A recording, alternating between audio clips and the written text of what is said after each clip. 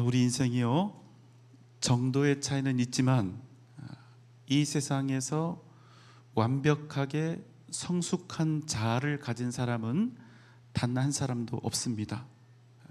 다른 말로 이야기하면 이 세상에 상처 없는 사람은 없다, 이런 말이에요. 다른 사람들 앞에서 아무리 나는 멀쩡하고 건강하고 아주 성숙한 사람이다, 괜찮고 대단한 사람이다, 이런 척 해봤자 소용없다는 겁니다. 그런 사람일수록 오히려 속을 들여다보면 그 반대인 경우가 허다하죠. 아무리 완벽한 척을 해봤자 나의 자아가 이렇게 건강하고 완전하고 성숙하다, 이런 척 해봤자 그것은 오히려 그 사람이 얼마나 부족한 사람인지, 얼마나 가식적인 사람인지, 얼마나 연약한 사람인지를 드러낼 뿐입니다. 여러분, 상처가 그렇습니다. 예쁜 모습만 보여주고 싶어요. 상처가 크면 클수록 더 그래요. 왜 그렇습니까? 나의 부끄러움, 나의 연약함, 나의 상처와 아픔이 사람들 앞에서 드러날까봐 너무나 무서운 겁니다. 다른 사람들에게 다가가지 못합니다. 철저히 방어 기제를 작동시켜서 자기를 보호하려고 하죠. 내 안에 성숙하지 못한 나, 내 안에 상처 입은 나, 내 안에 수치스러운 나를 최대한 꽁꽁 싸매고 숨기고, 심지어는 나조차도 내 안에 있는 그런 자아를 무시하고 모른 채 하면서 살아가는 사람들이 적지 않은 겁니다. 왜요? 내 안에 있는 상처 입은 자아와 상처 입은 아이와 대면하는 것이 너무나 두렵기 때문에 그렇습니다. 그럼 여러분, 살기는 하는데, 생존은 할 수 있는데 의미 있고 가치 있는 일을 하기가 너무 어려운 거예요. 믿음의 문제에서 보면 어때요? 시간이 가면 갈수록, 신앙의 연륜이 높아지면 높아질수록 믿음은 잘하는 것 같은데, 신앙은 잘하는 것 같은데 신앙 인격은 안 잘하는 거예요. 무슨 말인지 아시겠어요? 신앙은 잘하는데 신앙 인격은 잘하지 않는 겁니다. 그래서 이 예배당 안에서 예배를 드리고 찬양을 하죠. 하나님, 예수님, 십자가, 이런 말을 들으면 나도 모르게 눈물이 주룩주룩 흘러요. 그런데 저 교회 문 밖을 나가는 순간 다시 나는 탐욕으로 가득 차고 분노와 자기 주장으로 가득한 고집불통 인간으로 바뀌어버린다는 것입니다. 다른 사람 상처 주는 일을 밥 먹듯이 하고, 자기가 가진 믿음에 대해서 과신하며 다른 이들을 비판하고 판단하고 평가하는 일을 쉽게 합니다. 여러분, 의외로 이런 분들이 있어요. 왜 그렇습니까? 아직 그 안에 상처 입은 아이, 성인 아이가 여전히 살고 있기 때문에 그렇습니다. 여러분, 상처가 언제 생길까요? 어떤 특정한 현상이나 상황을 경험할 때 생기는 겁니다. 누군가로부터 아주 고통스러운 치명적인 말을 듣거나 어떤 포악하고 더러운 행동을 당하게 된다던가, 내가 절대로 원치 않는 억울하고 참혹한 상황에 던져질 때 우리는 상처를 입게 되죠. 우리의 평생, 여러분, 절대로 상처 입는 일, 상처 받는 일은 피할 수가 있을까요? 없을까요? 앞입니까? 뒷입니까? 또 대답을 안 하죠. 여러분, 우리의 평생 상처 받는 일을 우리가 피할 수 있어요? 없어요? 없습니다. 진작에 이렇게 하시지. 그럼 여러분, 우리 인생이 어떻게 될까요? 어떤 외부의 요인, 내가 원한 게 아니잖아요. 어떤 사람 때문에 나의 귀하디 귀한 인생이 내 의지와 상관없이 고통과 아픔과 상처로 채워지게 되는 것입니다. 그럼 어떻게 해야 할까요? 무조건 상처를 이겨내야 합니다. 다 이길 수 있습니다. 믿음으로 이길 수 있어요. 믿음으로 이겨갑시다. 여러분, 이런 말씀 안 드리겠어요. 하지만 여러분, 아무리 그래도 최소한 우리가 한 가지는 용인해서는 안 되는 겁니다. 무엇입니까? 최소한 과거에 어느 날 나에게 찾아왔던 고통스러운 기억과 상처들이 내 인생 전체, 내게 주어진 소중한 미래까지 완전히 망치도록 할 수는 없다는 겁니다.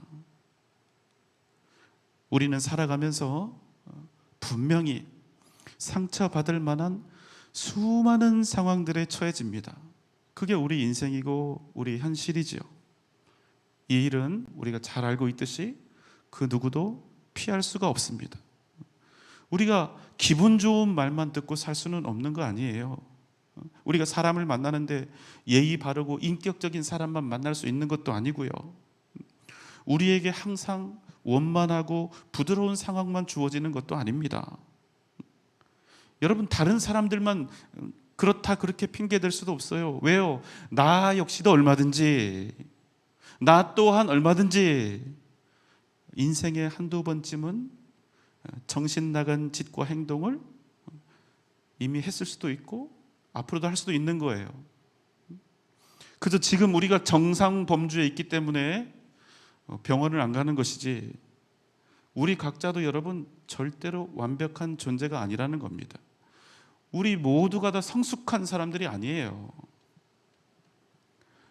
우리 인생 매우 다양하지만 우리 인생 전체를 우리가 놓고 봤을 때 그 모양과 정도의 차이는 좀 있을 수 있겠지만 우리 모두 다 똑같다는 거예요.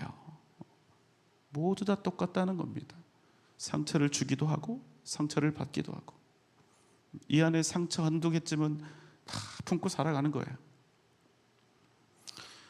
우리는 각기 다른 부분에서 한없이 부족하고 연약합니다. 우리 모두가 말을 안 해서 그렇지, 입을 열지 않아서 그렇지, 고통스럽고 참혹한 기억과 상처들을 다 가지고 있습니다. 그런데 여러분, 놀랍죠? 뭐가 놀랍습니까? 어떤 사람들은 그 상처들을 자기 인생의 든든한 발판으로 삼아서 더욱 영광스러운 미래를 만들어 간다는 거예요. 과거의 그 아픈 상처들을 통해서 오히려 자신의 참 모습을 발견하고 자신이 앞으로 걸어가야 할 그 길을 확정하고 결단하고 자신을 더욱 성숙하게 만드는 도구로 삼습니다. 그리고 그 상처가, 과거 어느 시점에 있었던 그 상처와 아픈 기억들이 내 인생 망가뜨리는 것을 절대로 허용하지 않습니다. 절대로 과거에 있었던 그 기억 한 자락에 내 소중한 인생을 맡기지 않는 거예요. 상처는 받아요. 상처를 받았지만 그 상처를 단지 상처로 받아들이지 않고 오히려 자기 인생을 밝히는 횃불로 삼는 사람들이 분명히 우리 가운데 있다는 겁니다. 여러분, 이 말씀 이해가 되십니까? 상처받을 상황이면 당연히 상처를 입고 고통스러운 게 맞지, 그 일이 어떤 다른 무엇, 다른 좋은 것이 될 수 있는가? 맞습니다. 아픈 것은 아픈 것이고 상처는 상처예요. 그 이상도 그 이하도 아닙니다. 어떻게, 여러분 생각을 해보세요. 누가 나한테 욕을 한단 말이에요.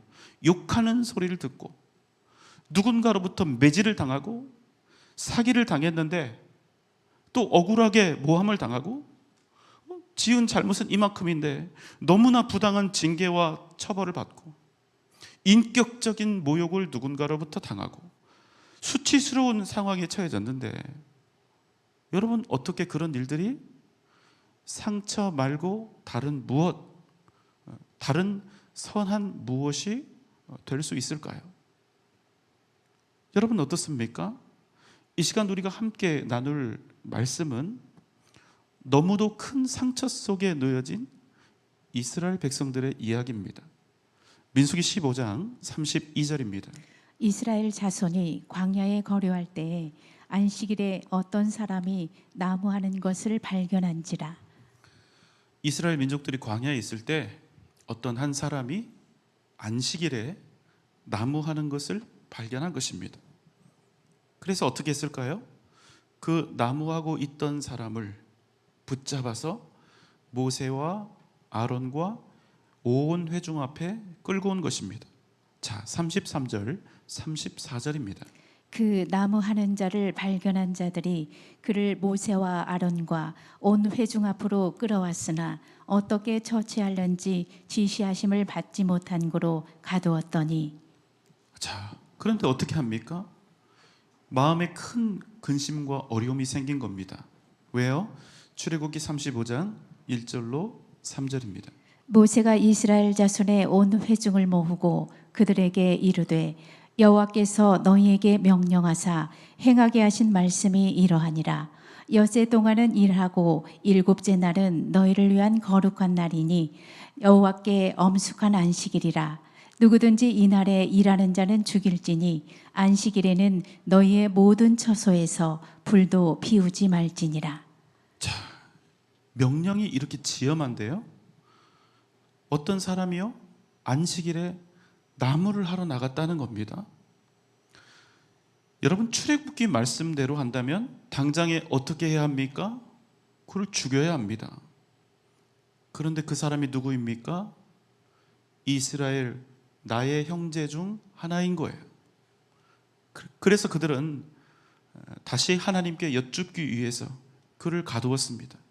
자, 그럼 하나님께서 어떻게 답하셨을까요? 민수기 15장 35절입니다. 여호와께서 모세에게 이르시되 그 사람을 반드시 죽일지니 온 회중이 진영 밖에서 돌로 그를 칠지니라. 이변이 없어요. 하나님께서 말씀하셨습니다. 그 사람을 어떻게 하라고요? 그냥 죽이라 이렇게 말씀하신 게 아니라 반드시 죽이라는 거예요. 반드시 죽이되 어떻게 죽이라고요? 온 회중이, 이스라엘 온 백성들이 그를 진영 밖으로 끌어내서 다 함께 다 같이 돌로 쳐서 죽이라 이렇게 명령하신 겁니다. 여러분, 그럼 어떻게 해야죠? 돌로 쳐서 죽여야 합니다. 왜요? 누구의 명령이니까? 하나님의 명령이니까. 아주 명확한 명령이잖아요. 그런데 여러분, 정작 이 명령을 받은 이스라엘 백성들에게 있어서 이 일이 쉬웠겠습니까? 어려웠겠습니까? 그냥 하나님의 명령이니까 눈 한번 질끈 감고 그에게 그에게 돌을 던져서 죽이자. 여러분, 이렇게 될 수 있는 걸까요? 아니요. 왜 그렇다고요? 그는 이스라엘 형제 중 한 사람이기 때문에. 그는 나와 함께 삶을 나누고 있는 형제입니다. 함께 출애굽을 했던 형제고 함께 지금 광야의 고된 길을 걸어가고 있는 동지입니다. 여러분, 그에게 돌을 던져야 하는 것입니다. 쉬웠을까요? 아니요. 절대로 이 일은 쉬운 일이 아닌 겁니다. 게다가 여러분, 그가 무슨 죄를 지었습니까? 사람을 죽였나요? 민족을 적에게 팔아넘겼습니까? 폭동을 저질렀습니까? 내란죄나 반역죄를 저질렀습니까? 아니죠. 그저 여러분, 안식일에 나무를 한 것입니다. 땔감 구한 거예요. 나무해서 그 나무로 창 만들어서 사람 죽이고 전쟁하려 했던 건 아닙니다. 그저 광야의 차가운 밤을 보내기 위해서 꼭 필요한 이 나무를 하려고 온 거예요. 여러분, 절대로 죽을 죄를 지은 게 아니란 말입니다. 그런데 하나님께서는 뭐라고 명령하셨다고요? 이스라엘 온 회중이 그를 뭘로 쳐서? 돌로 쳐서 어떻게? 뭔 듯이 반드시 죽이라 명령하셨다는 겁니다. 여러분, 하나님 왜 이러시지요? 왜 이러시지요? 여러분 이해가 되십니까? 여러분 어때요? 하나님께 무슨 반란을 일으킨 거 아니지 않습니까? 무슨 성령 모독죄를 저지른 게 아니잖아요. 무슨 금송아지 만들고 그 밑에서 춤이라도 춘 거 아니잖아요. 엄청 큰 죄를 지은 것도 아닌데 안 죽이면 안 됩니까? 한번 봐주면 안 됩니까? 한번 용서하면 안 됩니까? 그 정도 포용도 없으면서 여러분 이스라엘을 사랑의 공동체라고 할 수 있습니까? 여러분 어떻게 생각하십니까? 과연 여러분 단지 좋은 게 좋은 걸까요? 아니요. 그 나무에 있던 개인에게는 몰라도 그렇게 하면 이스라엘 공동체에 아주 큰 문제가 생깁니다. 어떤 문제입니까? 잘 들어보세요. 여러분 만약에 안식일에 나무 한 자를 하나님의 말씀대로 명령대로 그렇게 하지 않고 좋은 게 좋은 거라고, 용서하는 것이 사랑이고 용서하는 것이 진정한 사랑이라고 하나님의 말씀을 합리화시키면서 적당한 선에서 혼내고 그에게 관용을 베풀었다면 이후에 이스라엘 전 공동체에 과연 어떤 일이 일어날까 하는 것입니다. 너는 우리의 형제다.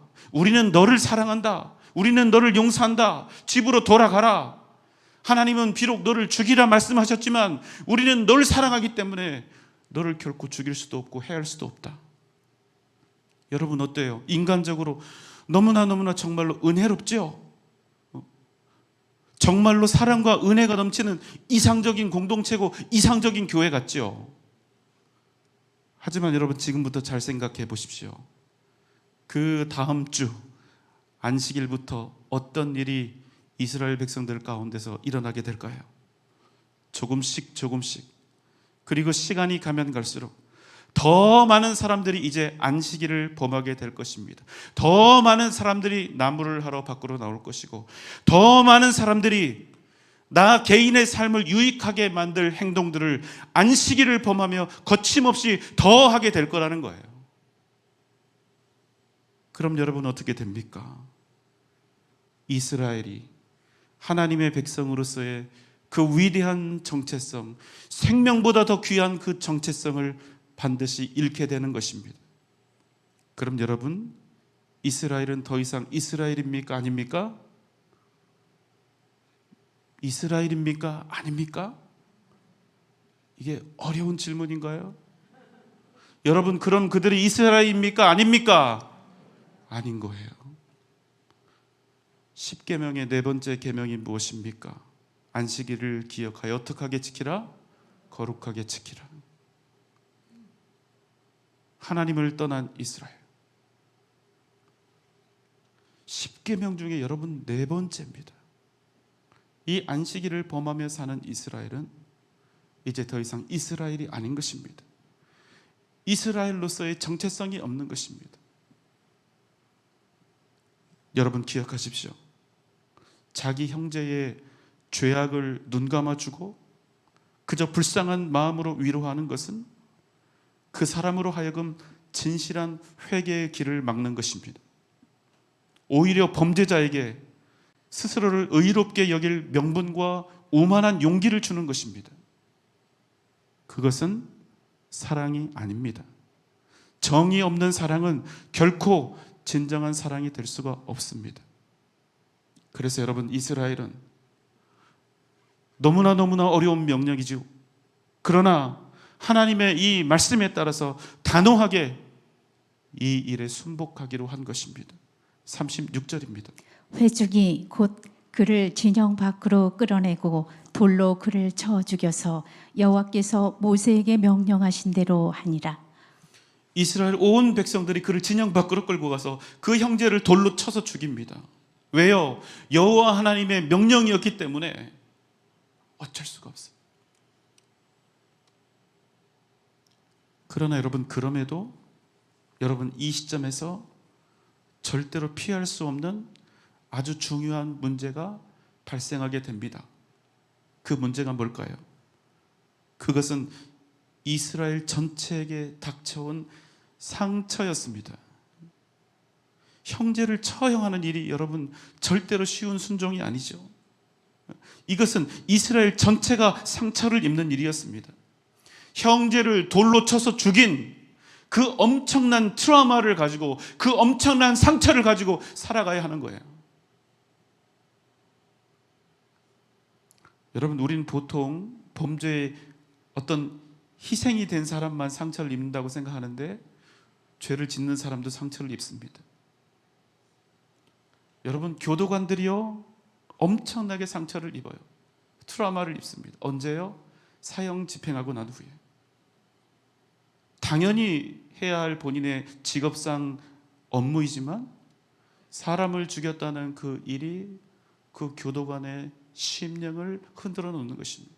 평생 트라우마가 있는 거예요. 수십 년이 지나도 사람을 죽인 그 트라우마가 남는 거예요. 그럼에도 불구하고 아까 말씀드렸지만 이 일은 반드시 시행되어야 했습니다. 왜요? 그 길만이 이스라엘이라고 하는 공동체를 거룩하게 지켜낼 수 있는 유일한 방법이었기 때문입니다. 여러분, 어떻습니까? 이스라엘 백성들이 하나님의 말씀에 순종해서 자신들이 큰 상처를 입으면서 그 나무 한 자를 돌로 쳐 죽인 그 일, 이 일을 여러분 사랑이 아니라고 할 수 있습니까? 이 일을 하나님의 백성답지 못하고 교회답지 못하고 성경적이지 못한 것이라고 이야기할 수 있습니까? 아니요. 절대로 그럴 수 없습니다. 왜요? 이스라엘은 자신들이 짊어져야 할 그 큰 상처를 믿음으로 어깨에 진 거예요. 믿음으로 자신들의 어깨에 진 것입니다. 그렇게 그들은 이스라엘 민족과 공동체, 지금 표현으로 하면 교회를 지켜냈던 것입니다. 사랑하는 여러분, 상처받는 일은 고단하고 아픈 일입니다. 부담스럽고 고통스러운 일입니다. 그러나 상처받는 일을 두려워하면 우리는 아무것도 할 수 없습니다. 하나님께서 기뻐하시는 그 어떤 일도 할 수가 없습니다. 왜요? 그저 좋은 게 아니라 하나님의 뜻을 이루어가고 주님의 교회를 지켜가는 그 일에는 반드시 상처가 따르기 때문에 그래요. 주님의 말씀이 우리 가운데 외쳐질 때, 주님의 뜻이 우리 가운데 나타날 때 우리는 얼마든지 상처를 받을 수 있다는 겁니다. 한번 생각해 보세요. 죄인인 우리가 하나님의 공의 앞에서, 하나님의 뜻이 우리 앞에서 드러날 때 어떻게 한결같이 의연하고 떳떳할 수가 있다는 말이에요. 그럴 수 없는 거 아니에요. 상처받는 게 두려우면 우리는 아무것도 할 수 없습니다. 믿음으로 살아갈 수 없어요. 다칠 것, 아플 것, 고통당할 것, 친구를 잃을 것, 머리 복잡해지고 문제 생기는 것, 그것이 두려우면 우리는 하나님의 뜻대로 살지 못하는 거예요. 여러분, 우리가 오해하면 안 됩니다. 하나님의 뜻대로만 살면 내 인생의 모든 문제거리들이 다 사라지고 상처받을 일 없어지고 오직 내 인생의 평안과 안전만이 임하게 될 것이다. 여러분, 천만의 말씀이에요. 천만의 말씀. 하나님의 뜻대로 산다는 건 여러분 세상을 거슬러 산다는 말이에요. 세상을 거슬러 산다는 말이에요. 그런데 우리가 어떻게 세상을 거슬러 살면서 상처받지 않고, 어떻게 고통당하지 않고, 손가락질 받지 않고 우리가 어떻게 하나님의 뜻을 이루며 살 수가 있겠습니까? 어떻게 억울한 일 겪지 않고, 어떻게 고난당하지 않고 주님께서 기뻐하시는 그 삶을 살 수 있을까요? 사랑하는 여러분, 우리는 다 상처 속에서 삽니다. 상처 때문에 내 인생 망가졌다는 얘기 하지 마세요. 상처 없는 사람 없습니다. 상처를 두려워하지 마십시오. 상처가 다 있는 사람들이에요. 우리는 상처가 있음에도 불구하고 우리가 믿음으로 행할 때 우리에게 하나님의 만지심과 능력이 나타나게 된다는 사실입니다. 우리가 하나님의 뜻에 따라 행할 때 바로 그때 마땅히 우리에게 주어질 상처가 있다면 여러분 그 상처를, 그 일을 여러분 인생의 사명으로 받으시기 바랍니다. 여러분 그럼 그 상처는요 우리를 더욱 새롭게 하고 우리를 영적으로 충만케 하며 하나님의 백성으로서 우리가 가진 그 정체성을 더욱 선명하게 만들어 줄 것입니다. 여러분 기억하십시오. 상처받지 않는 삶이 복된 삶이 아니라 어떤 상처가 내게 있다 할지라도 하나님의 백성으로서 그 정체성을 온전히 지켜가는 삶이 바로 진정 복된 삶이라는 사실입니다. 여러분 하나님의 말씀대로 사는 것, 하나님의 뜻대로 순종하는 그것을 가볍게 생각하지 마십시오. 순종은 말입니다. 내 인생에 하나님이 주시는 거룩하고 영광된 상처를 감당하며 걸어가는 길입니다. 하나님께서 주시는 그 상처와 아픔을 감당하기 거부하는 사람은 절대로 진정 순종의 삶을 살아가지 못한다는 거예요. 다시 말씀드리지만 상처받는 일, 어려움 당하는 일 두려워하지 마십시오. 상처는 나쁘게만 한 것이 아닙니다. 주님께서 우리를 만드시고 주님께서 친히 우리의 상처를 당신의 손으로 덮으시면 견딜 수 없이 괴로웠던 나의 그 과거의 상처는 오히려 우리에게 능력이 되고 우리의 삶의 거룩함을 이루는 위대한 하나님의 그루터기요 능력이 된다는 사실입니다. 여러분 믿습니까?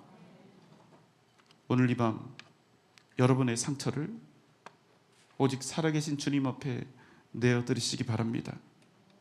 그리고 여러분의 이 마음과 가슴을 다하여 이 가슴을 찢는 심정으로 오늘 이 밤 주님께 기도합시다. 나의 이 상처가 그저 내 인생을 파괴하고 괴롭히는 그런 악한 상처가 아니라 나의 이 상처가 하나님의 나라와 교회와 복음을 위한 위대한 씨앗이 되게 하여 주시옵소서. 나의 상처를 치유하시고 이 상처를 통하여 내가 주님 앞에 더욱더 간절히 나아가게 하시고 나로 하여금 더욱 하나님의 백성 그 정체성을 깨닫게 하시고 지키게 하시고 우리가 함께 더불어 주님의 몸된 이 교회를 거룩하게 지켜가게 하여 주옵소서. 여러분 믿음으로 승리합시다. 상처받는 일을 두려워하지 맙시다. 주님이 함께 하시면 그 상처가 위대한 역사가 되고 하나님의 능력이 된다는 사실을 여러분 잊지 마시기 바랍니다. 오직 믿음으로 승리하는 복된 이 밤 되시기를 주님의 이름으로 축원합니다.